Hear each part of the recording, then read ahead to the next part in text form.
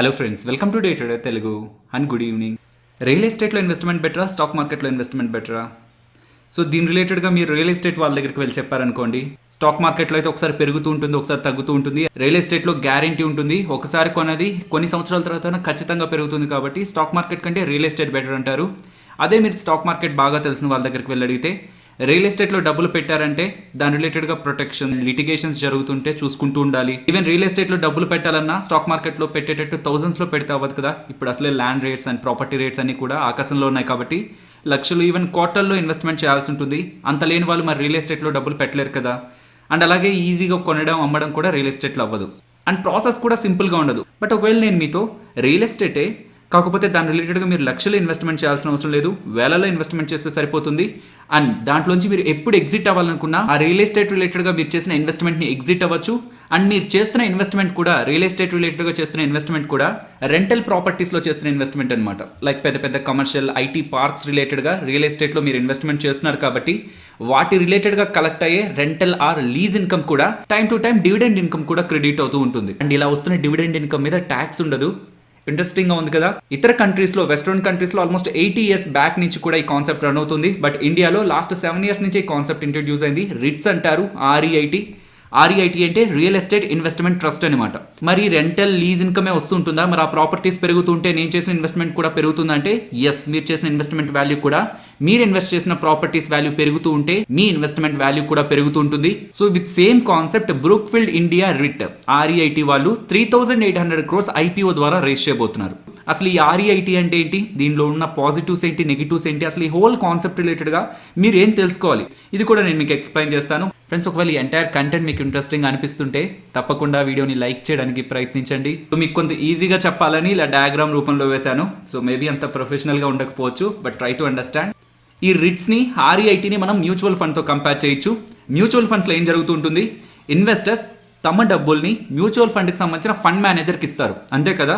Mutual fund managers కొన్ని వేల కోట్లు ఇన్వెస్టర్స్ దగ్గర నుంచి రైజ్ చేసి ఆ డబ్బుల్ని తనకు నచ్చిన స్టాక్స్ ఏవైతే గ్రోత్ ఉంటాయనిపిస్తుందో ఆ స్టాక్స్లో ఇన్వెస్ట్మెంట్ చేయడం జరుగుతుంది. మీన్స్ మంచి పర్ఫార్మెన్స్ ఈ కంపెనీస్, ఫండ్ మేనేజర్ ఇన్వెస్ట్ చేసిన కంపెనీస్ ఇచ్చాయనుకోండి, ఆ మ్యూచువల్ ఫండ్లో ఇన్వెస్ట్ చేసిన ఇన్వెస్టర్స్ ఒక NAV అయితే పెరుగుతూ ఉంటుంది. మీన్స్ సింపుల్గా చెప్పాలంటే వాళ్ళు ఇన్వెస్ట్మెంట్ చేసిన వాల్యూ అనేది పెరుగుతూ ఉంటుంది. తద్వారా ఇన్వెస్టర్స్ లాభాల్లో ఉంటారు. యాజ్ లైక్ మ్యూచువల్ ఫండ్స్, ఇప్పుడు ఈ డబ్బులన్నీ కూడా ఇన్వెస్టర్స్ ఇచ్చారనుకోండి, అక్కడ ఎలా అయితే ఫండ్ మేనేజర్ ఉంటారో ఇక్కడ ఒక ట్రస్ట్ ఉంటుంది అనమాట. సో ఆ ట్రస్ట్ వాళ్ళు ప్రాపర్టీస్ ని బై చేసి వాటిని రెంటల్ గా ఇస్తుంటారు. అలా రెంటల్ ఇన్కమ్ వస్తుంటుందా, అలా వచ్చే ఆ రెంటల్ ఇన్కమ్ ని టైం టు టైం ఇన్వెస్టర్స్ కి డివిడెండ్ రూపంలో పే చేసేస్తూ ఉంటారు. స్టాక్ ప్రైసెస్ పెరిగితే మ్యూచువల్ ఫండ్ ఒక NAV పెరుగుతుందో, మ్యూచువల్ ఫండ్ ఒక ఇన్వెస్ట్ చేసిన ఇన్వెస్టర్స్ ఒక వాల్యూ పెరుగుతుందో, అలాగే ఇన్వెస్టర్స్ REITలో ఇన్వెస్ట్ చేసిన ఇన్వెస్టర్స్ రియల్ ఎస్టేట్ వాల్యూ కూడా టైం టు టైం గ్రో అవుతుంటుంది. కాబట్టి ఆ ఇన్వెస్టర్స్ ఇన్వెస్ట్ చేసిన ఒక NAV కూడా పెరుగుతుంటుంది, నెట్ అసెట్ వాల్యూ కూడా పెరుగుతుంటుంది. ఇన్వెస్టర్స్ దగ్గర నుంచి డబ్బుల్ని రైజ్ చేస్తారు. అలా రైజ్ చేసిన డబ్బులతో రియల్ ఎస్టేట్ ని బై చేస్తారు. కంప్లీటెడ్ ప్రాపర్టీస్ ని, రెంట్ ఇచ్చే ప్రాపర్టీస్ ని బై చేస్తారు. తద్వారా వచ్చిన ప్రాఫిట్స్ ఉంటాయా, ఆ ప్రాఫిట్స్ని మళ్ళీ ఇన్వెస్టర్స్కే పే చేసేస్తూ ఉంటారు.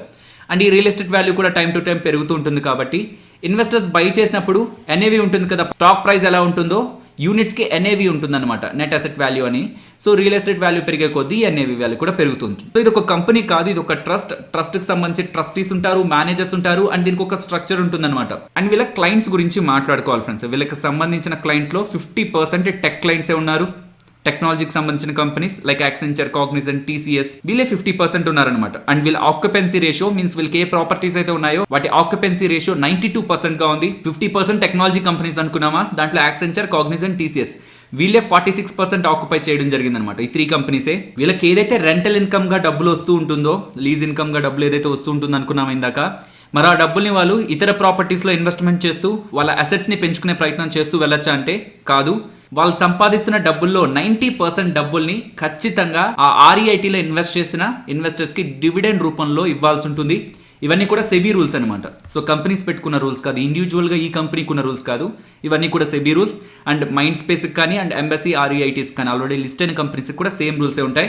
వీళ్ళు ఇన్వెస్ట్ చేసే మనీ 80% మినిమం అనేది ఇన్కమ్ జనరేటింగ్ ప్రాపర్టీస్లోనే ఇన్వెస్ట్ చేయాలి. సో ఏదో ఒక ల్యాండ్లో ఇన్వెస్ట్ చేసి ఇది ఇక్కడ నుంచి గ్రో అవుతుందనో, లేకపోతే ఏదైనా ఒక పెద్ద ప్రాజెక్ట్ని అండర్టేక్ చేసి ఇక్కడ నుంచి ఒక 5 years దాన్ని కంప్లీట్ చేసి మంచిగా రెవెన్యూస్ వస్తాయనో, లైక్ రియల్ ఎస్టేట్ కంపెనీస్ ఉంటాయి కదా, DLF, ఓబ్రా రియాలిటీ, వీళ్ళలాగా చేయడానికి లేదు. ఇన్కమ్ జనరేటింగ్ ప్రాపర్టీ ప్రాపర్టీస్ లోనే ఇన్వెస్ట్ చేయాలి. Rest of the 20% the benefit of investors ఏది వాళ్ళకి బెటర్ అనుకుంటారో వాటిలో వాళ్ళు ఇన్వెస్ట్ చేయొచ్చు. ట్యాక్స్ ఉండదు అనుకున్నామా, మరి ఆ ట్యాక్స్ స్ట్రక్చర్ ఎలా ఉంటుందో మాట్లాడుకుందాం. ఎగ్జిస్టింగ్ గా స్టాక్ మార్కెట్ లో లిస్ట్ అయిన రిట్స్ కానీ అండ్ ఇప్పుడు వస్తున్న బ్రూక్ఫీల్డ్ రిట్ కానీ వీళ్ళందరూ కూడా ఓల్డ్ ట్యాక్స్ స్ట్రక్చర్ ని ఆప్ట్ చేసుకున్నారనమాట. ఇన్ కేసు మనం ఇన్వెస్ట్ చేస్తే మన చేతికి డివిడెండ్ వస్తుంది కదా, వస్తున్న డివిడెండ్ మీద ట్యాక్స్ పే చేయాల్సిన అవసరం లేదు. సో ఓల్డ్ ట్యాక్స్ రిజిమ్ లో ఎటువంటి ట్యాక్స్ పే చేయాల్సిన అవసరం లేదంటున్నా, అది సర్టెన్ ఎక్స్టెంట్ వరకే. ఒక ఎక్స్టెంట్ దాటిన తర్వాత ట్యాక్స్ అయితే పే చేయాలి. బట్ మోస్ట్లీ మనలాంటి రీటైలర్స్ 10 lakhs 20 lakhs ఇంత డివిడెండ్ ఇన్కమ్ ని ఎర్న్ చేస్తూ ఉండరు కాబట్టి సో ఆ వేరియేషన్ ని మనం నెగ్లెక్ట్ చేయొచ్చు. ఒకవేళ కమింగ్ డేస్ లో వీళ్ళు న్యూ ట్యాక్స్ స్ట్రక్చర్ కానీ చేంజ్ అయితే అప్పుడు వస్తున్న డివిడెండ్ మీద మనం ఇన్కమ్ ట్యాక్స్ అయితే పే చేయాల్సి ఉంటుంది. ఇలా DRHP లో వీళ్ళు మెన్షన్ చేస్తున్నది వీళ్ళు ఓల్డ్ ట్యాక్స్ స్ట్రక్చర్ ని ఆప్ట్ చేసుకున్నారని. సో దట్ వస్తున్న ఇన్కమ్ డివిడెండ్ ఇన్కమ్ మీద ఇన్వెస్టర్స్ ట్యాక్స్ పే చేయాల్సిన అవసరం లేదని అయితే వీళ్ళు మెన్షన్ చేస్తున్నారు. ఓకే, డివిడెండ్స్ మీద ట్యాక్స్ పే చేయాల్సిన అవసరం లేదంటున్నారు. మరి నేను ఈ రిట్ లో ఇన్వెస్ట్మెంట్ చేశాను, 275 రూపీస్ పర్ యూనిట్ లో ఇన్వెస్ట్మెంట్ చేశాను. సో ఇక్కడ నుంచి ఒక 5 years తర్వాత అది 400కి వెళ్ళింది అనుకుందాం. పర్ యూనిట్ 400కి వెళ్తే మరి నేను అప్పుడు సెల్ చేస్తే ఆ వచ్చిన ప్రాఫిట్ మీద నేను ట్యాక్స్ కట్టాలా? మీరు కొన్న వితిన్ 3 years లోపు ఆ యూనిట్స్ని సెల్ చేసి దాని మీద వచ్చిన ప్రాఫిట్ ఉందనుకోండి, దానికి 15% ట్యాక్స్ కట్టాలి. 3 years కంటే ఎక్కువగా హోల్డ్ చేశారు, సో అప్పుడు మీకు ప్రాఫిట్ వచ్చింది, సెల్ చేశాక ప్రాఫిట్ వచ్చింది అనుకోండి, దానికి 10% ట్యాక్స్ కట్టాలి. సో బిలో 3 years మీరు ప్రాఫిట్స్లో ఎగ్జిట్ అయితే షార్ట్ టర్మ్ క్యాపిటల్ గెయిన్స్ 15% కట్టాలి. అండ్ అబౌవ్ 3 years వరకు హోల్డ్ చేసి మీరు ప్రాఫిట్స్లో ఎగ్జిట్ అయితే లాంగ్ టర్మ్ క్యాపిటల్ గెయిన్స్ 10% కట్టాలి. సో రిట్స్లో ఇన్వెస్ట్మెంట్ చేయడం ద్వారా వచ్చే అడ్వాంటేజెస్ ఏంటి, డిసడ్వాంటేజెస్ ఏంటి, ఇది కూడా తెలుసుకోవాలి కదా. సో ఫస్ట్ పాజిటివ్స్ గురించి మాట్లాడుకుందాం. సో డైవర్సిఫికేషన్ ఉంటుంది. ఒకవేళ మనం రియల్ ఎస్టేట్లో ఇన్వెస్ట్మెంట్ చేయాలనుకున్నా ఒక జియోగ్రఫీలో ఒక ఏరియాకి సంబంధించిన ఒక ప్రాపర్టీలో మాత్రమే ఇన్వెస్ట్మెంట్ చేయగలం. బట్ ఇలాంటి రిట్స్లో ఇన్వెస్ట్మెంట్ చేయడం కారణంగా ఆ ప్రాపర్టీస్ ముంబై, గోర్గాం, నోయిడా, కోల్కతా ఈ 4 లొకేషన్స్లో ఉన్నాయి. ఈ 4 లొకేషన్స్లో ఉన్న 22 million square feet ని REITలో మనకు సెల్ చేసే ప్రయత్నం చేస్తున్నారు. సో ఒక లొకేషన్ కాదు, వివిధ లొకేషన్స్లో రియల్ ఎస్టేట్లో మనం ఇన్వెస్ట్మెంట్ చేసినట్టు ఉంటుంది, డైవర్సిఫికేషన్ ఉంటుంది. కమింగ్ డేస్లో ఈ రెంటల్ ఈల్డ్ కూడా పెరగడానికి పాసిబిలిటీ ఉంటుందని వీళ్ళు DRHPలో అయితే వీళ్ళు మెన్షన్ చేస్తున్నారు. నెక్స్ట్ వీళ్ళు రెంటల్గా 1 month or 2 monthsకి ఇవ్వరు, కొన్ని ఇయర్స్కి కాంట్రాక్ట్స్ కుదిరి చేసుకుంటారనమాట. లైక్ 5 yearsకి 7 yearsకి. ఈవెన్ ఆఫీసెస్ని షట్ డౌన్ చేసినా సరే కాంట్రాక్ట్స్ కుదుర్చుకుంటారు కాబట్టి ఎవరైతే బిజినెస్ని రన్ చేస్తున్నారో టైం టు టైం రెంట్స్ అయితే పే చేస్తుండాలి. నెక్స్ట్ ఎప్పుడైతే ఆ కాంట్రాక్ట్ రెన్యూవల్ అవుతుందో సో ఇంకొకరికి ఇవ్వడం కానీ లేకపోతే సేమ్ పార్టీకి నెక్స్ట్ 5 years ఇవ్వడానికి ప్రయత్నిస్తారు కదా. సో అప్పుడు ప్రీవియస్గా ఉన్న రెంట్ కంటే కూడా ఈసారి రెంట్ అనేది ఎక్కువ అవుతుంది కాబట్టి సడన్గా వీళ్ళకి సంబంధించిన ఇన్కమ్లో మనకి జంప్ అనేది కనిపిస్తుంటుంది. అండ్ వీటిలో ఒక ఫిక్స్డ్ ఇన్కమ్ లాగా కూడా చూస్తూ ఉంటారు. బికాస్ రియల్ ఎస్టేట్ వాల్యూస్ ఏదైనా ప్యానిక్ ఉన్న టైంలో తప్పితే మోస్ట్లీ కరెక్ట్ అవ్వో, mostly time to time grow అవుతూనే ఉంటాయి. అండ్ ఈవెన్ వీళ్ళు రెంటల్ ప్రాపర్టీస్లో ఇన్వెస్ట్మెంట్ చేస్తుంటారు కాబట్టి టైం టు టైం అలా వచ్చే ఇన్కమ్ కూడా డివిడెండ్ లాగా యాడ్ అవుతూ ఉంటుంది. వీళ్ళ నెగిటివ్స్లో మోస్ట్ ఇంపార్టెంట్ నెగిటివ్ వీళ్ళకి ఏమనుకున్నాం, వీళ్ళ టెనెంట్స్లో మీన్స్ వీళ్ళ దగ్గర రెంటల్గా ఉండే వాళ్ళలో 50% దగ్గరగా ఐటీ కంపెనీస్ అనుకున్నాం కదా, TCS, యాక్సెంచర్, కాగ్నిజెంట్ వీళ్ళే అనుకున్నాం కదా. ఇప్పుడు most of the IT companies hybrid మోడల్ని ఫాలో అవుతున్నాయి. లైక్ అందరినీ ఆఫీస్లోనే పెట్టి కాకుండా వర్క్ ఫ్రమ్ హోమ్ కూడా చేయిస్తున్నారు కాబట్టి అండ్ ఈవెన్ కమింగ్ డేస్లో కూడా వర్క్ ఫ్రమ్ హోమ్ ఫోర్స్ని పెంచాలనుకుంటున్నారు కాబట్టి అది ఇలా రియల్ ఎస్టేట్ సెగ్మెంట్లో రెంటల్ ఇన్కమ్ ఎర్న్ చేసే కంపెనీస్కి ఇలాంటి రిస్క్ అయితే ప్రాబ్లం అవుతుంది. ఎలాగైతే మ్యూచువల్ ఫండ్స్లో ఇన్వెస్ట్మెంట్ చేసిన వాళ్ళు ఎక్స్పెన్స్ రేషియో పే చేయాలో ఇక్కడ కూడా మేనేజ్మెంట్ ఫీ అనేది మనం పే చేయాలన్నమాట. బట్ ఇంకొక మేజర్ ఫ్యాక్టర్ వీళ్ళ రిలేటెడ్ గా చూస్తే వీళ్ళ ఫైనాన్షియల్స్ అనమాట. So compared with embassy and mind space వీళ్ళ ఫైనాన్షియల్స్ అంత స్ట్రాంగ్ గా అయితే కనిపించట్లేదు. వీళ్ళ ఫైనాన్షియల్స్ ని గమనిద్దాం. సో ఇక్కడ మీరు చూస్తే వాళ్ళ ఇన్కమ్, ఎక్స్పెన్సెస్ అండ్ వాళ్ళ profit before tax, profit after tax ఇదంతా కూడా కనిపిస్తూ ఉంటుంది. ఇక్కడ మీకు మిలియన్స్ లో ఉంటుంది ఫ్రెండ్స్, బట్ నేను దీన్ని మీకు క్రోర్స్ లో కన్వర్ట్ చేసి అండ్ ఏవైతే ఇంపార్టెంట్ గా ఉన్నాయో వాటిని తీసుకొని నేను మీకు సింపుల్ గా ఎక్స్ప్లెయిన్ చేస్తాను. సో కేవలం వీళ్ళ ప్రాఫిట్ అండ్ లాసే కాదు, వీళ్ళకి సంబంధించిన బ్యాలెన్స్ షీట్ లో వీళ్ళ అసెట్స్ అండ్ లయబిలిటీస్ ని అండ్ ఈవెన్ వీళ్ళ క్యాష్ ఫ్లోస్ ని కూడా లాస్ట్ 3 financial years నుంచి ఎలా చేంజ్ అయింది అనేది నేను మీకు బోర్డ్ పైన ఎక్స్ప్లెయిన్ చేస్తాను. సో వీళ్ళ అసెట్స్ FY18 లో 4,893 crores గా ఉంటాయి, నెక్స్ట్ 5,043 crores, నెక్స్ట్ 5,378 crores గా ఉన్నాయి. సో లాస్ట్ 3 financial years లో 4.8% CAGR తో వీళ్ళ అసెట్స్ అయితే గ్రో అయ్యాయి. అండ్ నెక్స్ట్ వీళ్ళ లయబిలిటీస్ చూస్తే మీన్స్ వీళ్ళ అప్పులు చూస్తే టైం టు టైం అవి కూడా గ్రో అయ్యాయి. కాకపోతే కంపేర్డ్ విత్ అసెట్స్ ఆస్తులతో పోలిస్తే అప్పులు చాలా తక్కువ % CAGR తో అయితే గ్రో అయ్యాయి. 0.56% CAGR తో వాళ్ళ లయబిలిటీస్ అయితే గ్రో అవడం జరిగింది. నెక్స్ట్ వీళ్ళ ఇన్కమ్ ని గమనించండి. వీళ్ళ ఇన్కమ్ 6.4% CAGR తో గ్రో అయితే వీళ్ళ ఎక్స్పెన్సెస్ ని గమనిస్తే అది 30.6% CAGR తో గ్రో అయింది. ఇది ఫైనల్ గా వీళ్ళ ప్రాఫిట్. FY18 లో వీళ్ళు 161 crore నెట్ ప్రాఫిట్ ని పోస్ట్ చేస్తే నెక్స్ట్ ఫైనాన్షియల్ ఇయర్ లో 15.7 సో 15 crore 70 lakhs లాస్ ని పోస్ట్ చేశారు. లాస్ట్ ఫైనాన్షియల్ ఇయర్ లో 15 crore ప్రాఫిట్ ని పోస్ట్ చేశారు. 2020 April 1 నుంచి September 30 6 months ఉంది కదా, అప్పుడు 73 crore లాస్ ని పోస్ట్ చేయడం జరిగింది. అండ్ ఈ ఐపీఓ ఒక డీటెయిల్స్ మాట్లాడుకుందాం. సో నార్మల్గా ఐపీఓస్ 15,000 దగ్గరగా కదా ఉంటాయి. కాకపోతే ఈ ఐపీఓలో మినిమం ఒక లాట్ వాల్యూ 55,000 రూపీస్ పెట్టాల్సి ఉంటుంది. ఖచ్చితంగా ఈ ఐపీఓని అప్లై చేయాలనుకుంటే మీరు నెట్ బ్యాంకింగ్ యాస్బా మెథడ్ నే ఫాలో అవ్వాల్సి ఉంటుంది. ఈ ఐపీఓ February 3 ఓపెన్ అవుతుంది, February 5 క్లోజ్ అవుతుంది. దీని ద్వారా వీళ్ళు 3,800 crores ని రైజ్ చేయాలనుకుంటున్నారు. సో ఇందాక మాట్లాడుకుంటున్న ఫైనాన్షియల్స్లో వీళ్ళ లైబిలిటీస్ అనుకున్నావా, సో వీళ్ళు ఈ డబ్బులతో వీళ్ళ అప్పులను అయితే తగ్గించుకోవాలనుకుంటున్నారు. లాట్ సైజ్ 200 యూనిట్స్ అనమాట. వస్తున్న ప్రైస్ బ్యాండ్ 274 to 275. అండ్ ఇది ఎన్ఎస్సి బిఎస్సి రెండిట్లోనూ లిస్ట్ అవుతుంది. ఈ అప్లికేషన్ ఒకటి వేయాలంటే 55,000 మన దగ్గర ఉండాలి. ఇది February 17 మార్కెట్లో లిస్ట్ అవుతుంది. అండ్ మనం అనుకున్నామా ఎప్పుడు కావాలనుకున్నా మనం చేసిన ఇన్వెస్ట్మెంట్ నుంచి ఎగ్జిట్ కూడా అవ్వచ్చని. సో ఇవి మనకి స్టాక్ మార్కెట్లో లిస్ట్ అవుతాయి February 17. So that in future ఎప్పుడైనా మీరు వీటిలోంచి ఎగ్జిట్ అవ్వాలనుకున్నా సరే, లైక్ నార్మల్ స్టాక్స్ ఎలా సెల్ చేస్తారో అలా వీటిని సెల్ చేసి కూడా ఎగ్జిట్ అవ్వచ్చు. అండ్ ప్రీవియస్ రిట్స్ మార్కెట్లో లిస్ట్ అయ్యాయి కదా, ఎంబసీ కానీ అండ్ మైండ్ స్పేస్ కానీ, వాటి రిలేటెడ్గా లిస్టింగ్ గెయిన్స్ ఎలా ఉన్నాయి?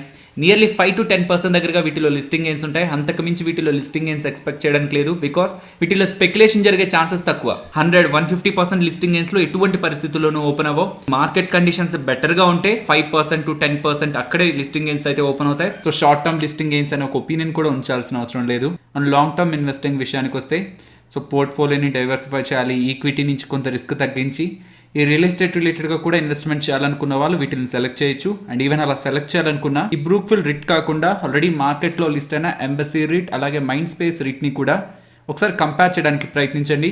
ఈవెన్ నన్ను కంపేర్ చేసి ఒక వీడియో చేయమని నేను చేస్తాను. బికాస్ ఈ కంపెనీ ఫైనాన్షియల్స్ కంటే వాటి ఫైనాన్షియల్స్ ఇంకొంత ఇంట్రెస్టింగ్గా ఉంటాయి కాబట్టి డైరెక్ట్గా ఈ రిట్లో కాకుండా వాటి రిలేటెడ్గా మీరు కంపారిజన్ చేసి ఒక బెటర్ రిట్ని సెలెక్ట్ చేసుకోవడానికి ప్రయత్నించండి.